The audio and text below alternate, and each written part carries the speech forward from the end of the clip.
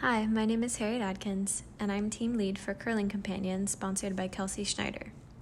In this video, my team and I will walk you through what we've built, how we built it, and our overall experience with Capstone these last two terms. In order to improve at any skill, you need to have an understanding of your weaknesses. In the case of curling, amateur teams want to be able to review their data in a structured way, leveraging the data from their prior games to find out where they need to improve. Curling Companion is a small and powerful mobile application for tracking and analyzing the performance of curling teams. I'm going to show a quick demo of our app that walks through all of its main components.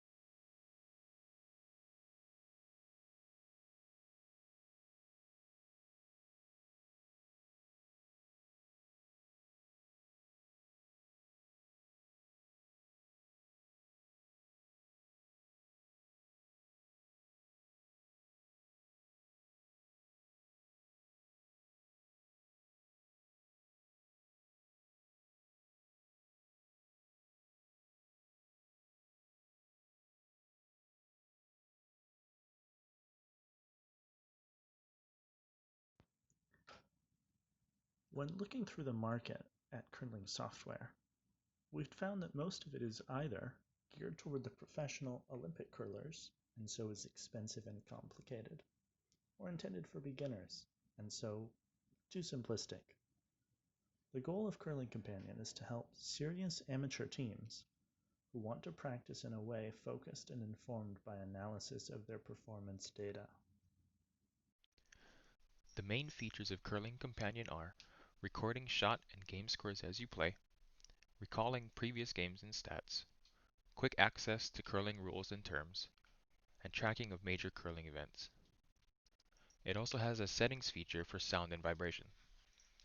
When tracking a game, the user is able to first choose between 6, 8, and 10 ends. When tracking shot scores, we made a variety of selections available to both describe the type of shot as well as different scoring methods. For any shot with a score of 0, the missed shot box is added, which contains various ways to describe the reason for the missed shot. Finally, at the end of a game, the user can label the game with a name and provide scores for both teams. We implemented a history section where users can effortlessly view their previous performances and identify their strengths and weaknesses. When navigating to the history page, users will see a lifetime stats chart to quickly view their average score by shot performance over time. Additionally, users will be able to view all of their previously saved games in chronological order, with name, date, and final score as labels so that users can quickly identify their previously played games.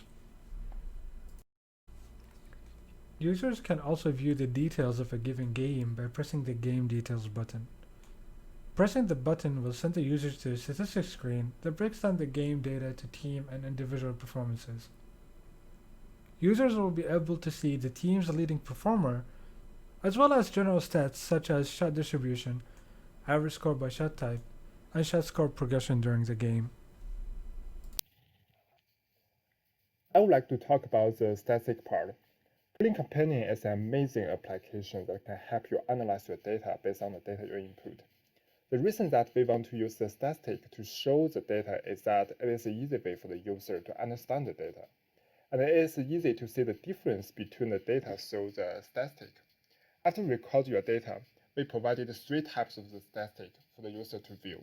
The first one is shot distribution. In this statistic, we will calculate the percentage of the goals, draws, and hits in your input data. In this picture, you can see guards are 58%, drags are 70%, and hits are 25%. The second statistic I want to talk about is the average score by shot. In the picture, you can clearly see the average point the guards, drags, and hits in the game. The third statistic is shot progression. In this statistic, you can see how your score changed in the game. Besides the general statistic, we also have the advanced statistic.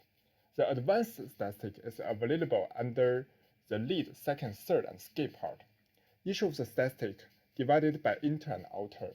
Inside of the each term, the inter and outer, you can see your missed shot recent record. I think it is a good way for the user to find their problem. One of the additional features we added to the app is easy access to the rules of curling. On this screen, users can view how the sport works, the equipment required to play, how scoring works, and the actual rules of the game itself. Another feature we included in the app is a curling events calendar. This feature maps out all the major international curling events, such as the Winter Olympics, up until the year 2026. In this slide, I'm going to talk about what components of the application we will add if we have more time. So the first thing would be to API request to update the calendar with real events about the Olympics or any tournament close to Oregon that provides a way for the members of that use the application to actually go to those events or like go live and watch those tournaments. So for right now we have something static that shows only one or two events, and ideal would be to implement API to actually constantly update with real events. The second component would be a shot measure component that will measure a specific area of in the game to where all the rocks are, and in order to do that we use some type of artificial intelligence software or tool online to do it, which we decided that we didn't want to go that route. A third component would be to replace our way to store statistics.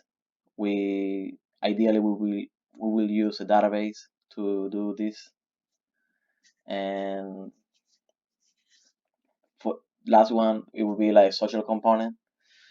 Ideally something that for the members to communicate with each other, or something to keep track of statistics of other members, so you can compare if you're doing something bad or not. Then there will be like a comment thing related to the component where you can comment on other people's statistics and games, and that would be something that if we have more time, we'll probably implement.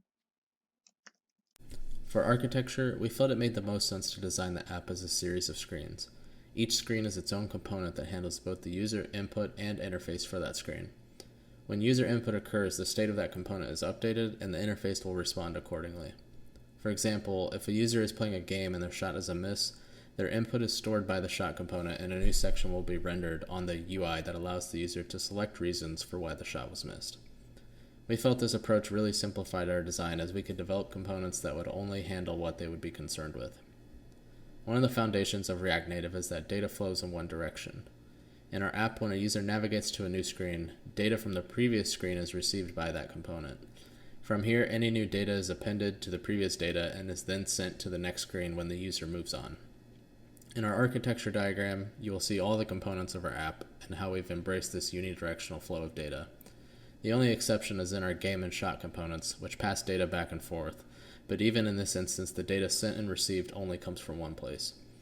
This philosophy really simplified our design and development, as we could create the application in the same order a user would experience it. It also made debugging a lot easier for us, as we knew what data was coming from where. Our development process was roughly split into two terms. During winter term, we primarily planned, designed, and prepared for actual development of the app. In our planning and design phase, we gathered requirements from Kelsey, created an initial design of the app layout, and decided on our framework, React Native. In the preparation phase, we split into groups and worked on mini projects to practice developing in React. We also conducted research on curling, getting onto the App Store, and unit testing. In spring term, we began actual development. We first created a skeleton app that implemented basic navigation through the different components. We then completed the core feature of the app, game tracking, integrated local storage for storing games, and implemented the additional features. Once we had our minimum viable product, we spent time enhancing our design and fixing bugs. Our final step was getting our app on Apple's test flight and gathering the rest of the requirements for submission to the Apple App Store. Responsibility and contribution. We had 2 meetings every spring. One was a review of what we got so far and problems we faced that week. Then people try to find out solution. Another called spring planning. We discussed what we did on that spring and create tickets then. Team lead assigned a ticket to a group of 2 or 3 people. She tried to keep people working on tasks that were similar to their previous one.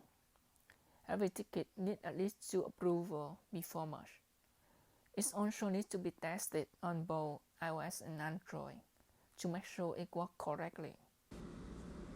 There were a few unexpected events along our Capstone journey. First, of course, the coronavirus pandemic, which has disrupted all of our lives the past few months. We had originally planned to visit Evergreen Curling Club with Kelsey to learn more about the game and test out an early version of our app while playing. After the club closed, we had to stay home and watch YouTube videos of curling instead. We started having remote meetings towards the end of winter term as a precautionary measure, and of course, we're forced to continue meeting remotely through the remainder of the school year. Getting the license to publish to the App Store also proved to be more complicated than we expected, specifically when it came to the cost, to the timeliness Apple supports communications. Thankfully, we were able to raise enough funds for the license and quickly acquire it to begin final testing on our devices. Finally, we learned a couple important lessons from completing our Capstone project. First, we learned how to work remotely as a team with efficiency. Communication was key to keeping everyone engaged and informed, and we quickly adapted to remote collaboration when pair programming. This experience was undoubtedly helpful, as some of us will begin full-time work after graduation at companies that will be at least partially remote for months to come.